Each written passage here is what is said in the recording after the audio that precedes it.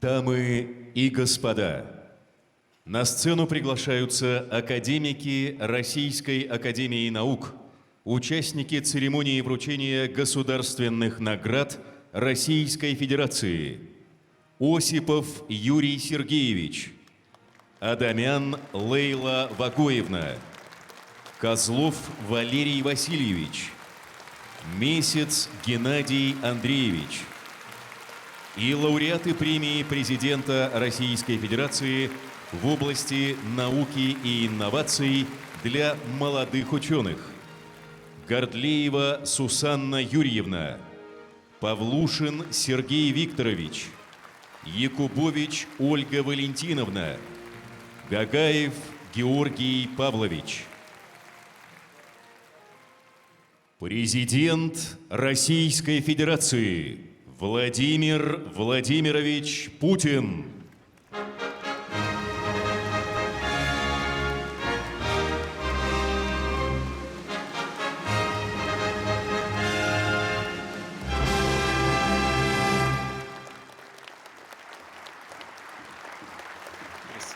Спасибо большое.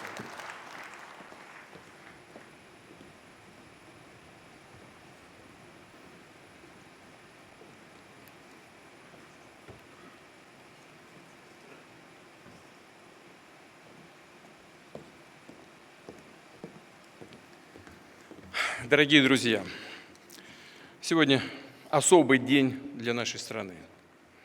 Российская академия наук отмечает свой юбилей, ей исполняется 300 лет. И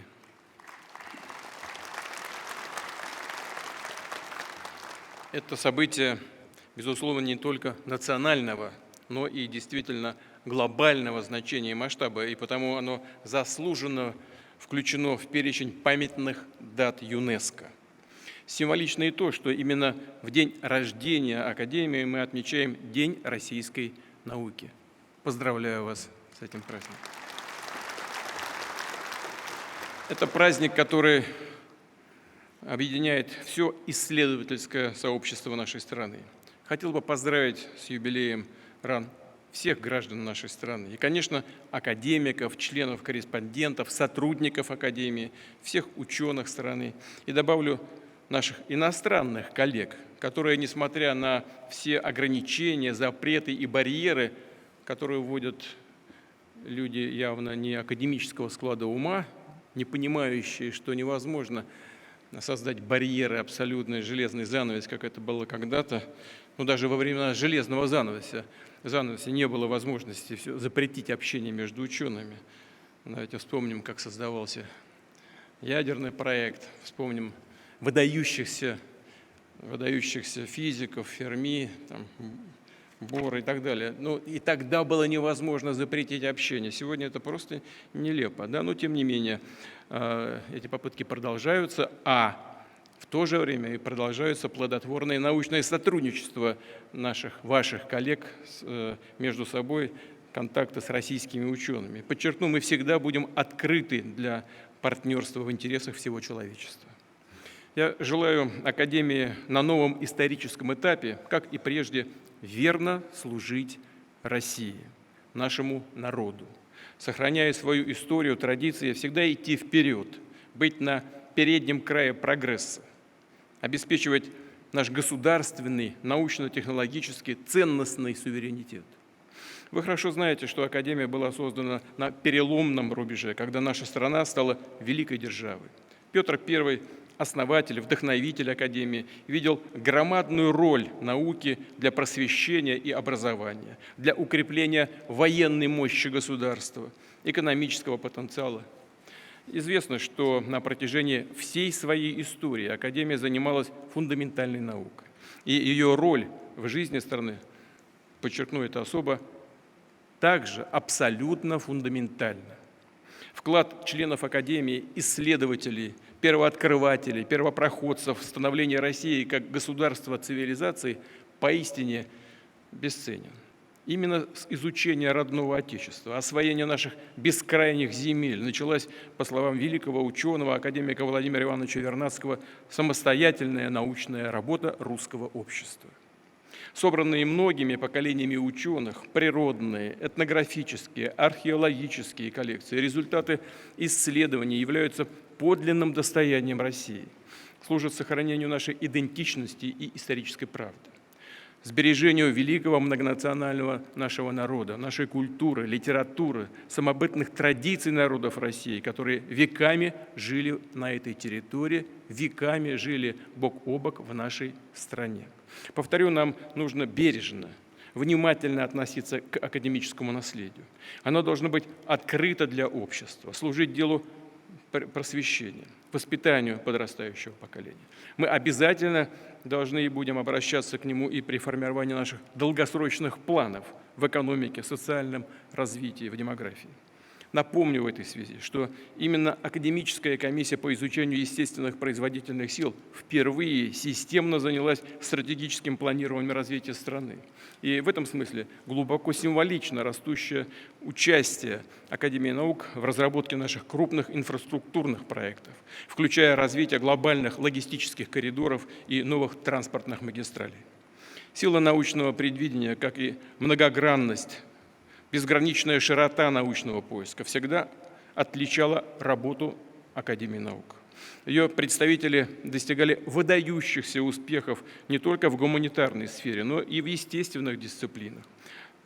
Сформировали сильнейшие школы в области математики, физики, химии, биологии, физиологии и медицины.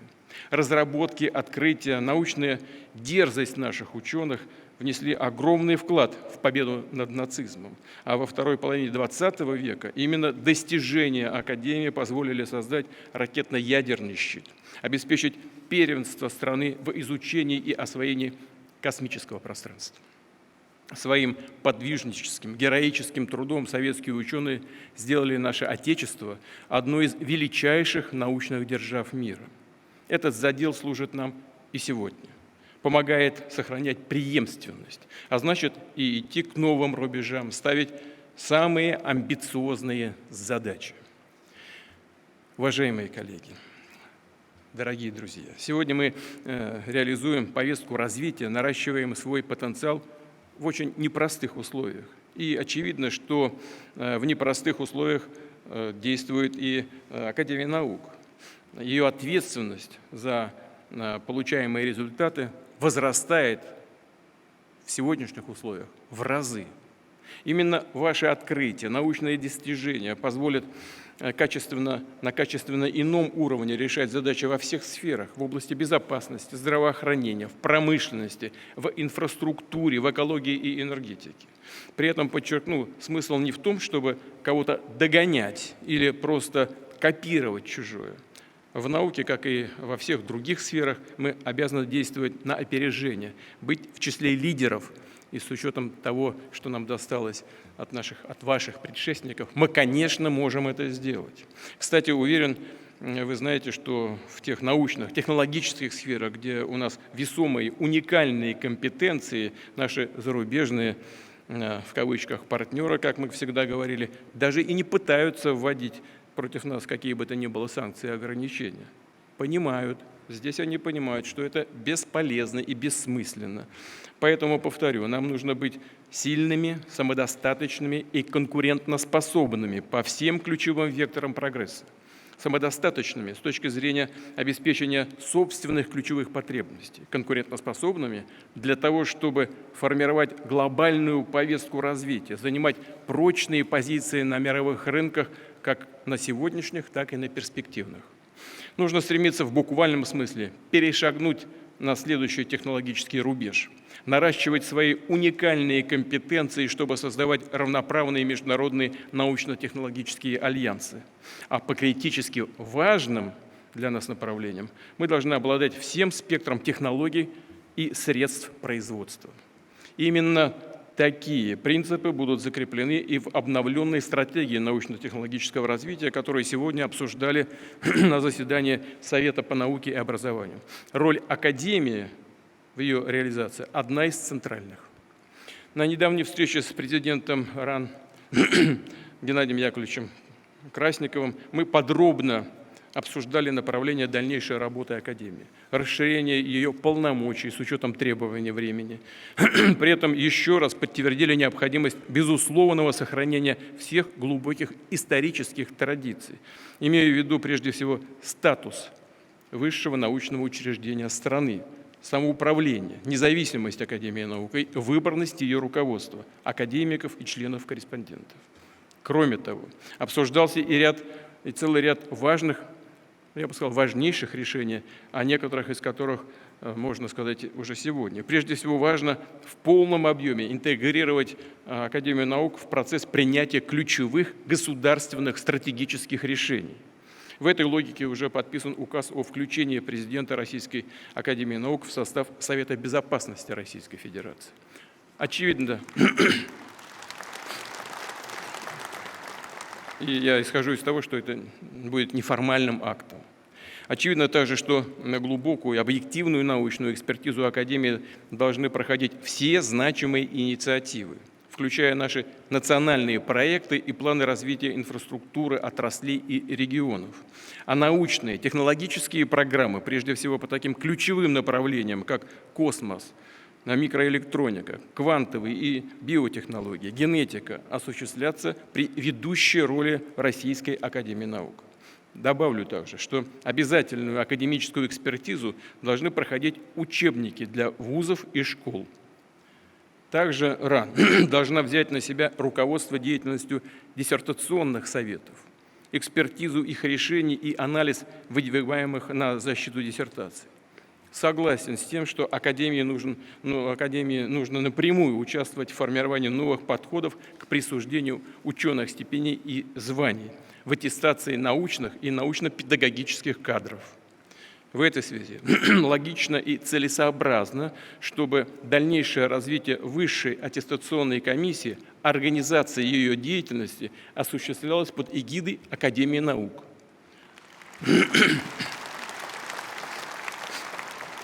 А возглавлять ВАК по статусу должен один из вице-президентов РАН. Нужно также усилить роль Академии при формировании и координации фундаментальных исследований, существенно укрепить научно-методическое руководство РАН научными центрами и вузами нашей страны.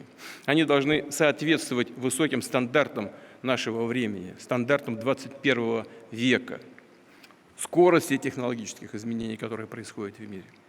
Здесь хотел бы особо сказать о научных организациях, имеющих высокое звание академических. Они исторически связаны с академией, их объединяют общие достижения, научные триумфы. И именно РАН, вне зависимости от ведомственного подчинения академических институтов, должна определять направление их деятельности, принимать непосредственное участие в решении вопросов финансирования, выбора кандидатур их руководителей. Причем все это должно проходить по единым, понятным, прозрачным для научного сообщества процедурам. Подчеркну, при реорганизации, изменении подведомственности таких научных организаций, конечно, должны сохраняться их основные цели и задачи. Недопустимы утрата и неэффективное использование их исследовательской инфраструктуры. Так же, как и любые решения, тем более в обход Академии, о выделении из состава институтов опытных производств и лечебной базы, необходимых для обучения, проведения экспертов и испытаний. И, безусловно, работать сплоченно на общие задачи должны все региональные отделения и центры РАН в Сибири, на Урале, на Дальнем Востоке, на севере и юге страны, в регионах Донбасса и Новороссии и, конечно, воссозданное отделение в Санкт-Петербурге. Далее, полностью согласен с тем, что как главный научный экспертный центр страны Российская Академия наук призвана сформировать единую базу научных публикаций и исследований, обеспечить условия для поиска, обмена и распространения научной информации, для продвижения результатов отечественных ученых, для популяризации науки как в России, так и за рубежом.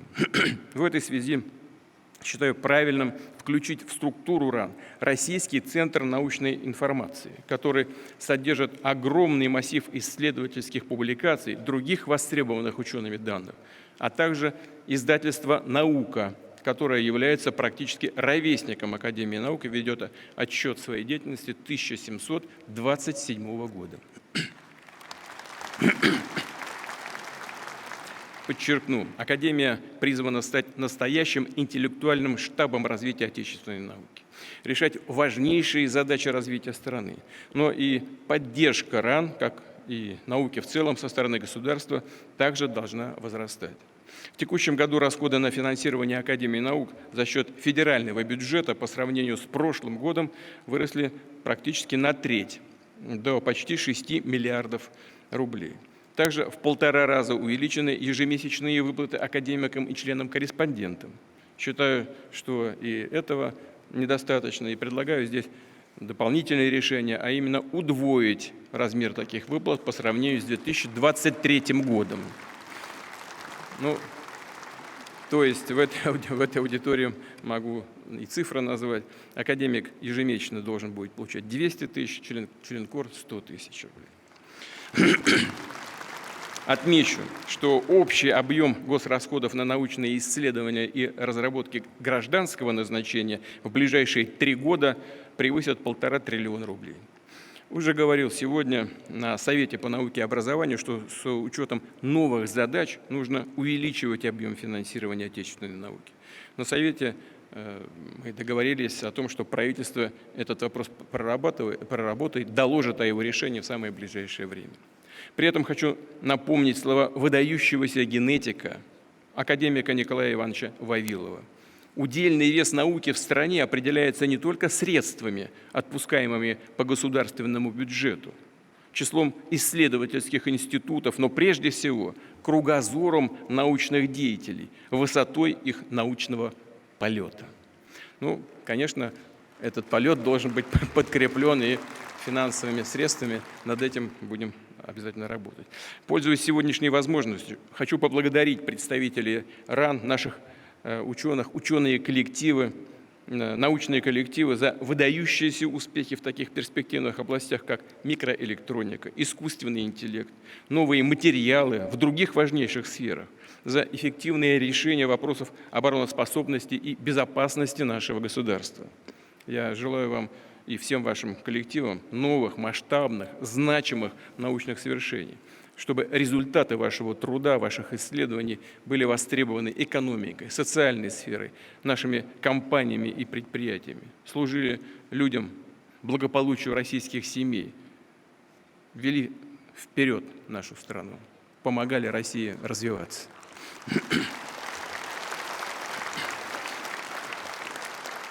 Уважаемые коллеги, залог настоящих и будущих достижений на Академии наук в преемственности, непрерывности исследовательского поиска и традиции.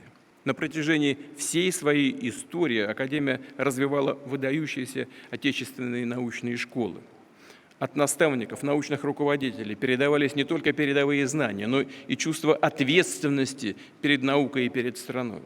При этом каждое поколение ученых не просто продолжало дело предшественников. Ученики постоянно шли вперед, открывали неизведанное, добивались новых прорывов, сами воспитывали для себя уже достойную смену.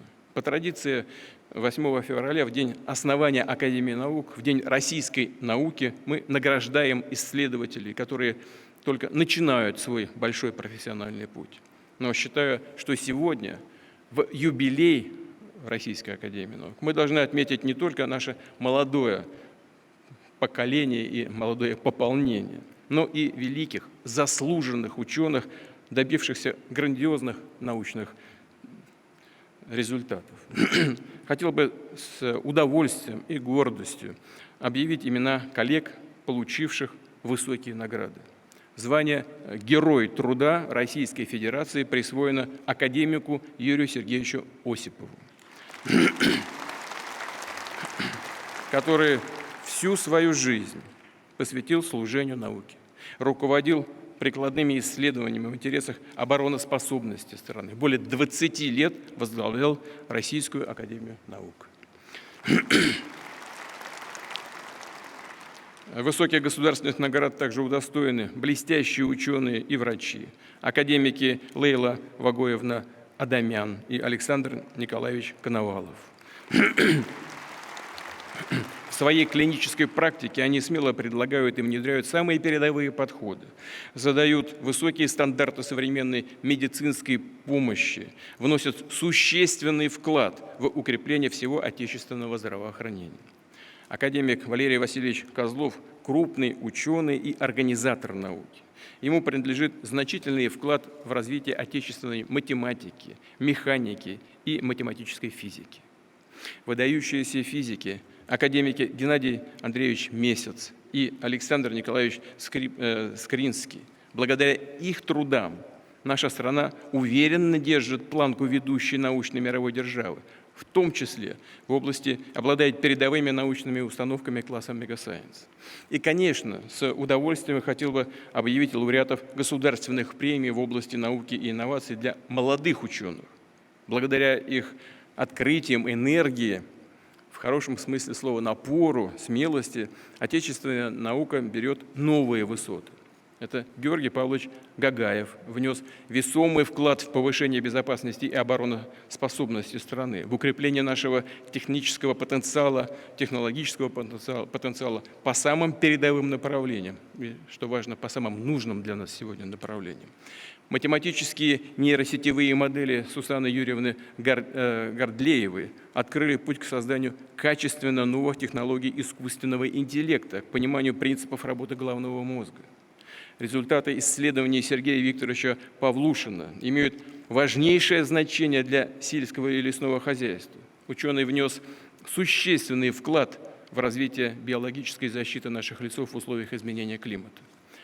Ольга Валентиновна Якубович предложила и внедрила в практику принципиально новые методики геологоразведки. Они уже используются в России для поиска месторождений стратегически значимых металлов. Дорогие друзья, я еще раз поздравляю всех коллег с 300-летием Российской Академии Наук. Желаю вам успехов в служении прогрессу нашему Отечеству и народу России. С удовольствием предоставляю слово президенту Академии Наук. Пожалуйста. Геннадий Яковлевич, пожалуйста.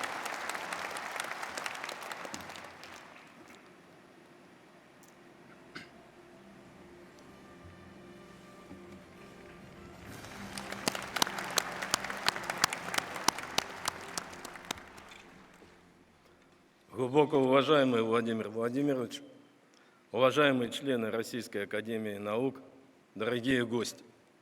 Сегодня у всех нас очень важный день. Мы отмечаем 300-летие Российской Академии Наук. Это поистине историческая дата для Академии. Созданная Петром I, за эти 3 века Российская Академия Наук вместе с государством прошла большой и яркий путь. Она всегда объединяла ведущих исследователей, настоящих искателей истины, которые помогали стране развиваться, изучали ее природные богатства, совершали прорывные открытия и создавали научные школы. Наши предшественники сформировали значимые для научного сообщества традиции, в том числе открытые публичные обсуждения научных результатов, свободу научных дискуссий. Несмотря на непростые, переломные исторические события, мы в Академии наук сохранили преемственность. Сквозь поколения пронесли уважение к нашим великим учителям и к нашим ученикам. Отечественные ученые заложили прочную основу для развития математики, физики, химии, информатики, геологии, биологии и многих других направлений научной мысли. Они внесли огромный вклад в осмысление истории и роли человека в мире, способствовали сохранению богатейшего исторического и культурного наследия. Без их фундаментальных трудов и ярких научных результатов иначе развивалась бы медицина, сельское хозяйство. И, конечно, современный мир, основанный на передовых технологиях, был бы совсем другим. Наши предшественники – это не просто великие ученые. Многие из них поистине были государственными людьми. И в трудные минуты, и в годы благополучия они хранили преданность науке, вносили свой вклад в решение общенациональных задач. Когда в прошлом столетии перед нами стали вызовы общечеловеческого масштаба, Академия наук помогла найти на них достойные ответы. Над задачами в сфере обороны трудились без преувеличения лучшие умы страны. Мы обязаны им созданием мощнейшего военно-промышленного комплекса, который укрепил суверенитет нашего государства и обеспечил его безопасность на годы вперед. Наши ученые сумели укротить атом, создали атомную энергетику и атомный флот. Это они стояли у истоков покорения космоса, и именно они вывели Советский Союз в лидера мировой науки. Сегодня перед нашей страной, а значит и перед отечественной наукой, стоят поистине масштабные, эпохальные задачи. И, конечно, они накладывают на нас огромную ответственность, которую, пожалуй, чувствует каждый ученый. Для достойного ответа на вызовы сегодняшнего, завтрашнего дня необходимо, чтобы Российская академия наук в полной мере реализовала свой потенциал. И очень важно, что сегодня это видение разделяет руководство нашей страны. Глубоко уважаемый Владимир Владимирович, хотел бы выразить вам искреннюю признательность за неизменную погруженность в вопросы научно-технологического развития и понимание тех возможностей, которыми обладает Российская академия наук. Ведь сегодня РАН – это не только 1900 членов Академии наук, в числе которых 28 героев Советского Союза и России, 13 полных кавалеров ордена за заслуги перед Отечеством, 378 лауреатов государственной премии. Академическое сообщество – это еще и коллективы научных институтов по всей стране, которые работают под нашим научно-методическим руководством. Всего Российская академия наук формирует тематики научных исследований 746 НИИ и 388 вузов. И, конечно, отдельные слова признательности за озвученные вами решения. В этот поистине исторический для страны момент они не только укрепляют авторитет Академии, но и создают новые возможности для эффективного участия РАН в государственной системе принятия решений. Это позволит правильно расставить приоритеты в научной работе, грамотно распорядиться ресурсами, выстроить единый, целостный научный ландшафт, где Российская академия наук займет ключевую роль. Ваши инициативы в отношении Академии подчеркивают высокую ответственную миссию, возложенную на нас. Напоминает о ней обществу, всему миру. И академическое сообщество, все мы сегодня ощущаем его особенно сильно. Глубоко уважаемый Владимир Владимирович, уверен, что при вашей постоянной поддержке и сегодня, и в будущем Российская академия наук обязательно справится с поставленными задачами, впишет новые яркие страницы в историю мировой науки и нашего Отечества. Уважаемые друзья, с праздником вас, с юбилеем Российской академии наук. Спасибо.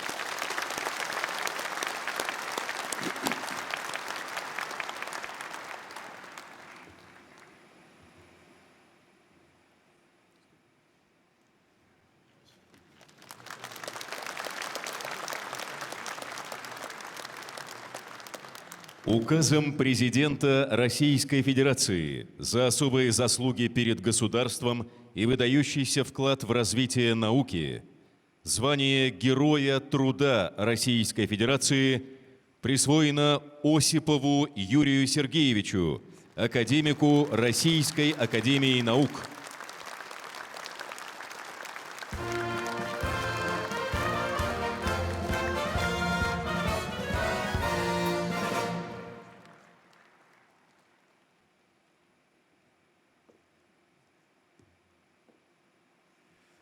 Для меня, конечно, большая честь получить эту награду.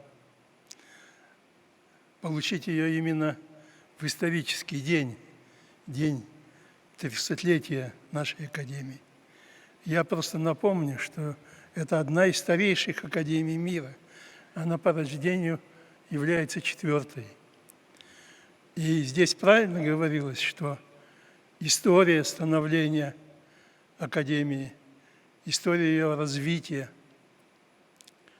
неразрывным образом связаны с историей самой России, с историей его народа. И поэтому она всегда была и остается опорой государства во многих его основополагающих делах. Спасибо большое за честь.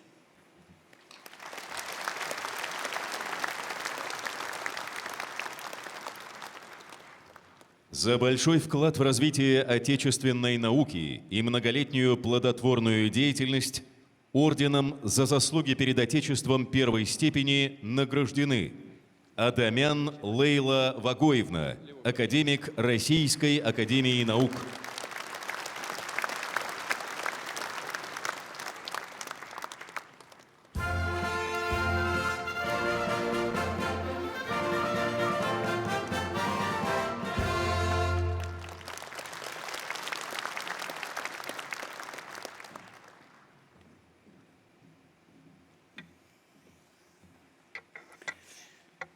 Глубоко уважаемый президент Российской Федерации, дорогой Владимир Владимирович, сегодня я в 4-й раз получаю от вас награду.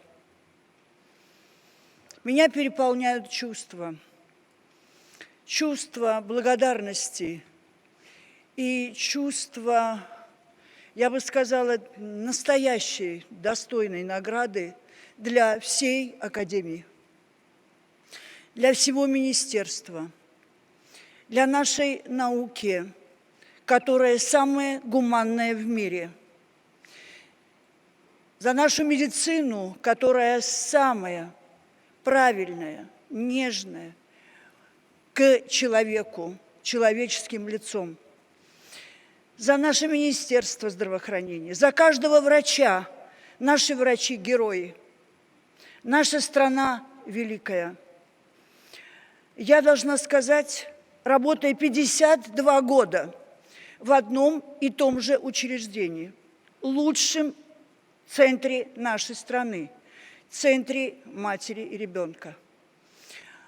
От имени всех коллег, от имени врачей, медсестер, своих пациентов, сохраненных жизни, многих деток, счастливых семей, я горжусь, что сегодня я перед нашим народом, перед моими коллегами, перед вами лично могу сказать, что я с гордостью несу знамя нашей медицины.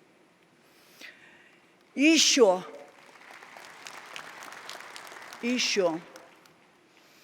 ваш вклад персональный в развитии нашего здравоохранения велик.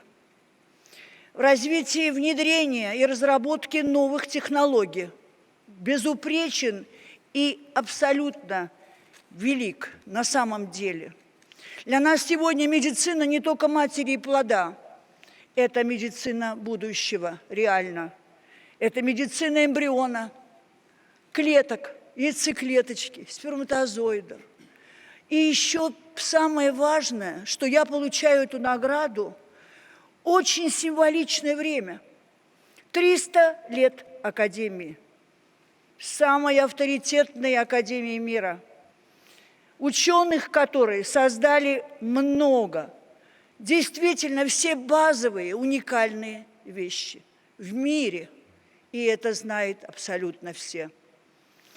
Ваш вклад за это, спасибо, ваш вклад за будущее я очень жду в ближайшие много лет.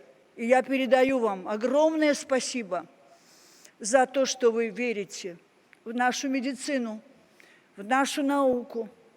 Это год не только 300 лет Академии, а это год семьи. Год семьи. Что может быть лучше, важнее, святее, значимее? Мы сегодня говорим о том, что мы прославляем нашу Академию. И вот этот орден, вот он, я буду носить с огромной честью. И вы знаете, Владимир Владимирович, я очень надеюсь, что Бог нам даст больших побед, больших свершений, вам крепкого здоровья и счастья. Спасибо вам большое.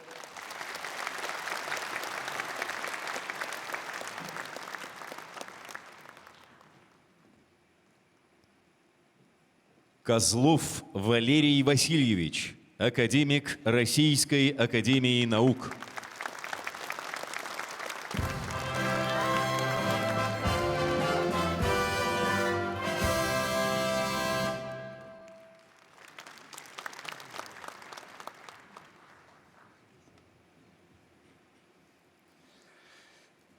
Уважаемый Владимир Владимирович, уважаемые коллеги, дорогие друзья, конечно же, я очень рад получить столь высокую государственную награду из рук нашего президента в день 300-летия Российской академии наук.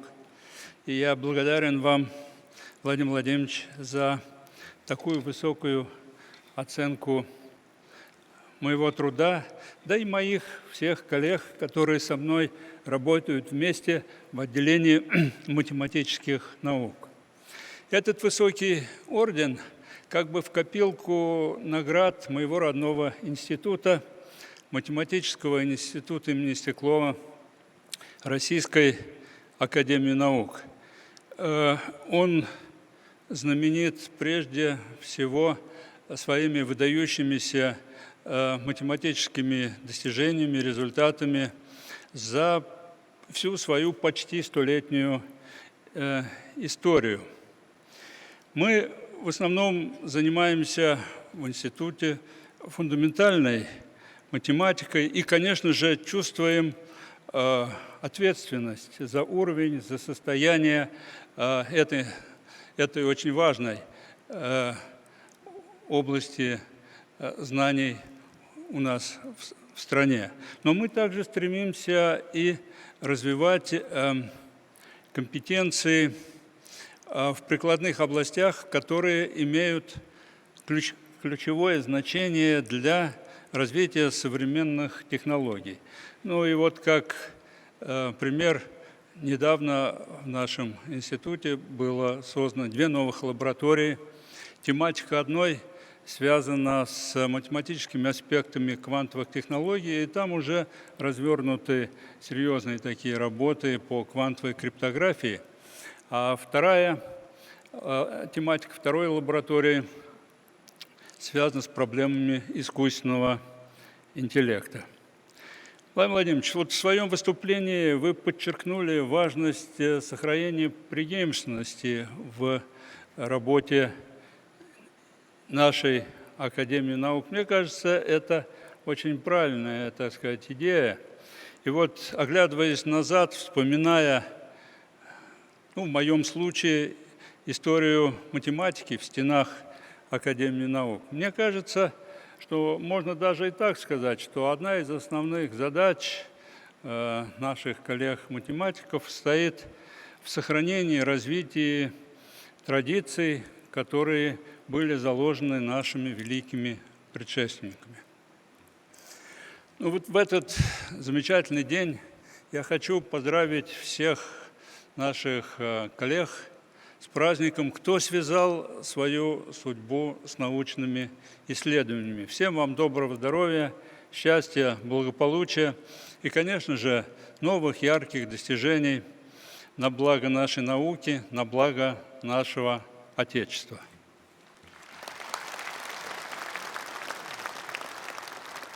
Месяц Геннадий Андреевич, академик Российской академии наук.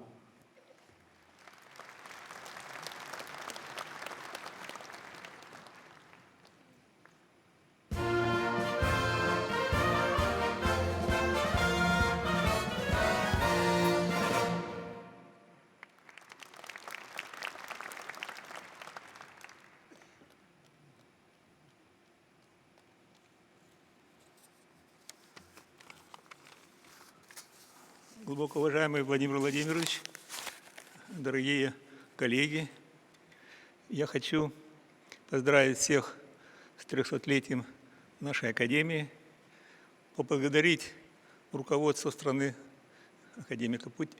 президента Путина, за очень, я считаю, высокую оценку, которая сделана благодаря этому юбилею. Я хочу сказать несколько слов очень коротко о физике, который развивается в институте, где я работаю. Это институт имени Лебедева. Парадокс в том, что хотя Академия наук 300 лет, физический институт начинает свою историю тогда, когда прошло 310 лет. В 714 году при создании Кунсткамеры при Петре была организована лаборатория приборов, которая потом превратилась в лабораторию физическую, потом превратилась в физический кабинет, физическая лаборатория, и потом уже в 934 году был создан институт математики, физико-математический институт, который разделился на две части. Институт математики имени Стеклова и институт физики имени Лебедева. И они переехали в Москву. Вот предшествующее выступление академика Козлова говорит о том, что это действительно когда-то был единый корень, и из чего все происходило. Надо сказать, что создание института этого имело очень большое значение для страны.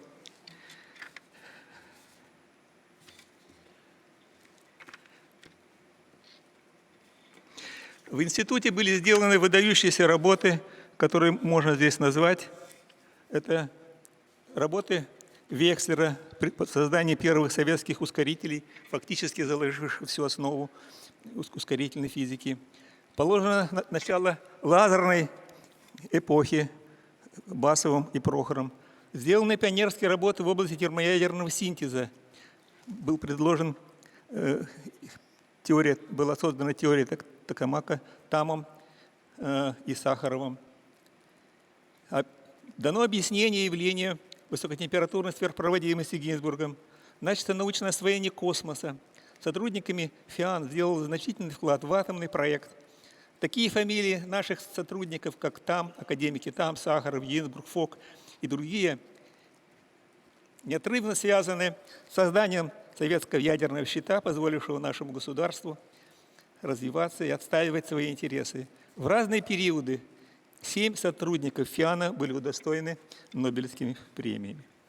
Несмотря на сложную ситуацию, в которой мы все находимся, необходимо отметить ряд успехов, которые удалось достичь в последние годы при поддержке государства.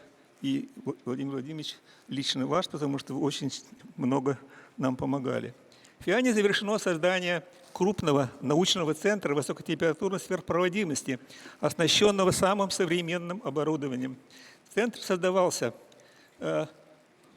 по вашему решению, потому что в день юбилея Гинзбурга вы ему позвонили и спросили, а что надо? Он сказал, создайте центр сверхпроводимости, и мы сделаем все, чтобы сверхпроводимость была при комнатной температуре. Хотя Виталий Иванович Гинзбург ушел, но этот разговор был зафиксирован, мы использовали эту ситуацию, и очень важна была ваша поддержка и Министерства экономики, которое нам эти деньги выделило. Сегодня это действительно выдающийся центр сверхпроводимости, который активно работает.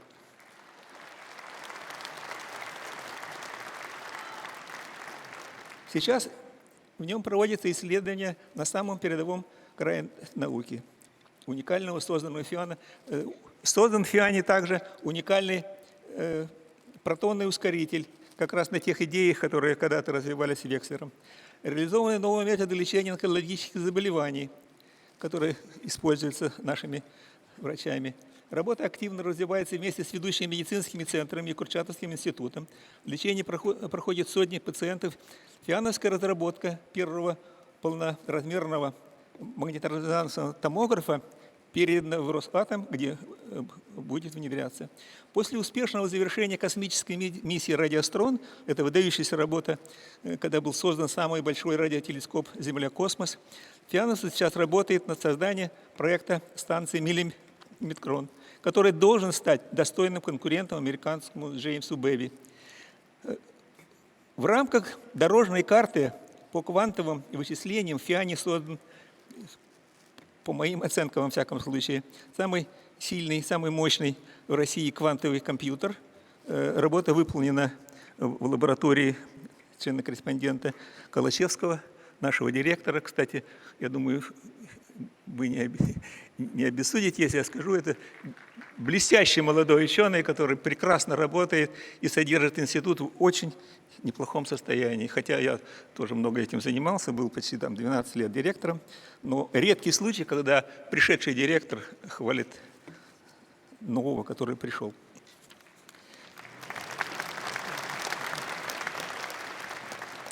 Ведутся работы по научному приборостроению, создаются образцы лазерной техники, микроэлектроники и сенсорики для обеспечения технологического суверенитета России. Я думаю, очень важно, что при исполнении этих работ все привлекается большое внимание молодых ученых, студентов. Институт имеет очень хорошие связи и создал свои кафедры в МГУ, в физико-техническом институте и в МИФИ, и который уже сегодня является локомотивом для развития молодых ученых, для развития института. Огромный толчок для привлечения новых сотрудников обеспечен программой «Наука и университеты». Был создан ряд новых лабораторий, которыми управляются молодыми учеными. Приобретено много современных приборов, за что хочется, Владимир Владимирович, вас сердечно поблагодарить. И еще два слова. Сейчас для нашего общества успешное развитие как никогда важна консолидация научной, технической и социальной областях. Мы прилагаем все усилия для конструктивного взаимодействия и максимального использования нашего потенциала. И я хотел бы сказать, что в этом году осенью исполняется 90 лет реального ФИАНа, который был создан, и, как я сказал, в 1934 году. Владимир Владимирович, я от имени коллектива приглашаю вас на этот юбилей. Вы действительно посмотрите и увидите, что сделано с институтом, как он переоборудовался.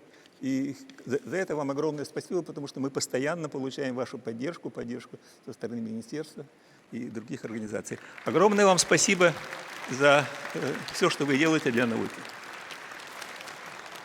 Присуждены премии в области науки и инноваций для молодых ученых за 2023 год и присвоено почетное звание лауреата премии президента Российской Федерации за разработку моделей и технологий нейроморфного искусственного интеллекта на основе биофизических нейрон-астроцитарных сетевых моделей для мемористивной электроники Гордлеевой Сусанне Юрьевне, доктору физико-математических наук, профессору Национального исследовательского Нижегородского государственного университета имени Лобачевского.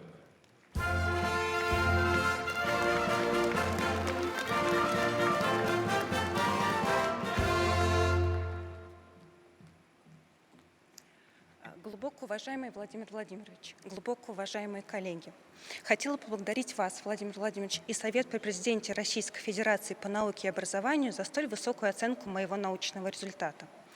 Уверена, что в ближайшем будущем нейроморфные технологии искусственного интеллекта будут превосходить существующие технологии в самых различных областях, от беспилотных транспортных систем до нейроимплантов в медицине.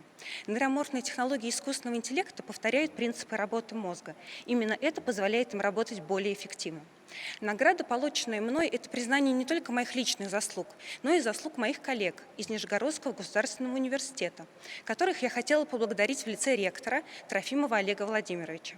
Отдельные слова благодарности хочу сказать своему научному руководителю Казанцеву Виктору Борисовичу и всей нашей команде за поддержку проведения научных исследований.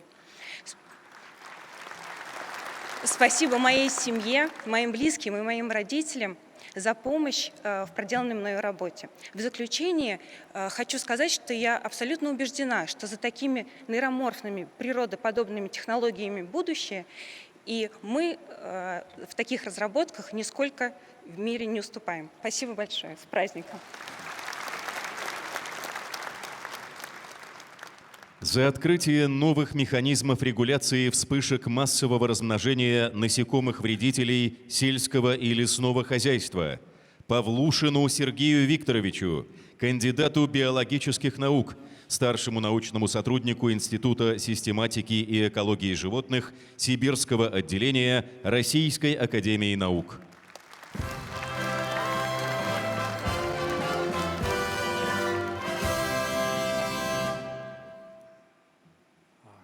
Уважаемый Владимир Владимирович, уважаемые коллеги, большое спасибо за предоставленную возможность быть сегодня здесь. Это большая честь. Я благодарю Совет при Президенте Российской Федерации по науке и образованию за столь высокую оценку моей работы. Но, конечно, без тесного сотрудничества с другими коллективами не только Новосибирска, но и других городов получить столь значимые результаты было бы невозможно. И поэтому особая благодарность всем нашим коллегам. Отдельную благодарность хотелось бы выразить Богомоловой Наталье Викторовне. К сожалению, ее недавно не стало, но именно благодаря ей во многом была сформирована команда на базе Института систематики и экологии животных, и для меня большая честь представлять его сегодня здесь перед вами. Особая благодарность моему руководителю, заведующему лабораторией экологической физиологии Мартемьянову Вячеславу Викторовичу и нашему директору Глупову Виктору Вячеславовичу. И, конечно, спасибо всем нашим коллегам и студентам, которые тоже внесли большой вклад в эту работу и продолжают трудиться на научном поприще. И, конечно, отдельное спасибо моей семье, друзьям, которые поддерживали, верили, поддерживали. Спасибо, с праздником нас!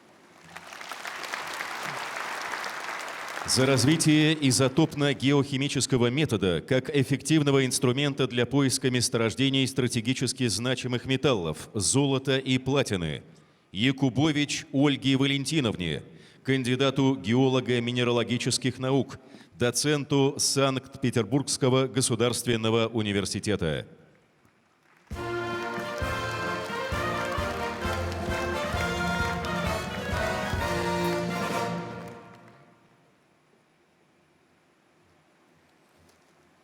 Получение этой награды – это большая честь для меня. Я бы хотела поблагодарить всех тех, кто был со мной на этом пути, от школьных учителей, университетских преподавателей, коллег из академических институтов и профильных геологических организаций.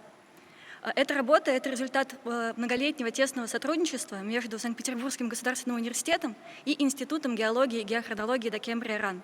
Спасибо вам за это сотрудничество. Отдельно я бы хотела поблагодарить своего научного руководителя Шкалюкова Юрия Александровича, которого, к сожалению, уже давно нет с нами, за вдохновение, веру и за то, что много чему меня научил. Для меня эта награда – это признание и его заслуг в том числе, и заслуг Петербургской школы изотопной геохимии. Сегодня получать эту награду особенно приятно, учитывая то, что сегодня 300-летие Российской академии наук, но сегодня также и день основания родного для меня университета, Санкт-Петербургского государственного университета. Спасибо вам и с праздником! За комплекс работ, обеспечивающий укрепление обороноспособности страны, Гагаеву Георгию Павловичу, кандидату технических наук, ведущему конструктору опытно-конструкторского бюро имени Люльки, филиала ОДК Уфимского моторостроительного производственного объединения.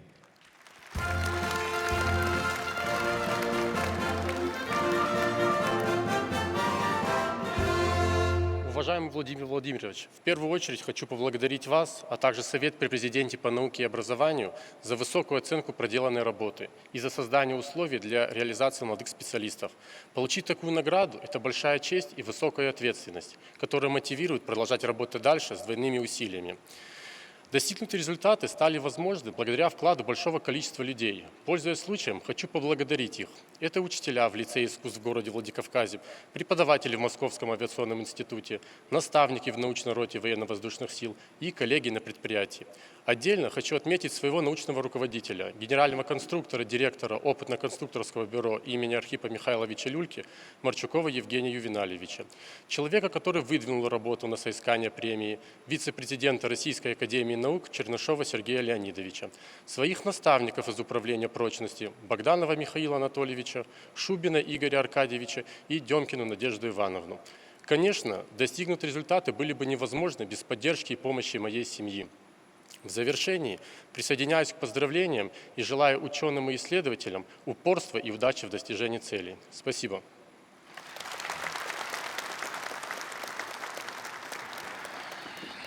Дорогие друзья, поздравляю награжденных и поздравляю всех собравшихся, всех российских ученых с сегодняшним событием, с 300-летием Академии наук.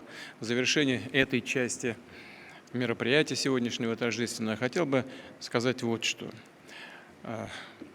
Если бы не достижения российских ученых, Причем во все времена. И в допетровскую эпоху, и после создания Академии наук. И, конечно, в новейшей истории, перед Великой Отечественной войной, после нее и сегодня, если бы не достижения наших ученых, неизвестно, как сложилась бы история и судьба российского государства. Вот это мы все должны ясно понимать.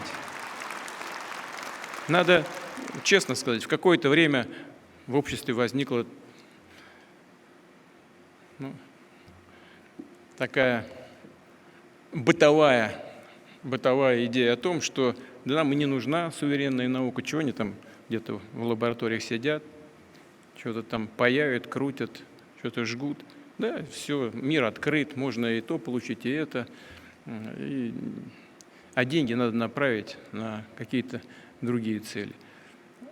Вот если мы хотим, чтобы Россия была Россией, развивалась, имела будущее, твердо стояла на ногах, конечно, безусловно, мы должны поддержать и фундаментальную науку, без которой нет будущего прикладную, и прикладные исследования. И мы обязательно будем это делать.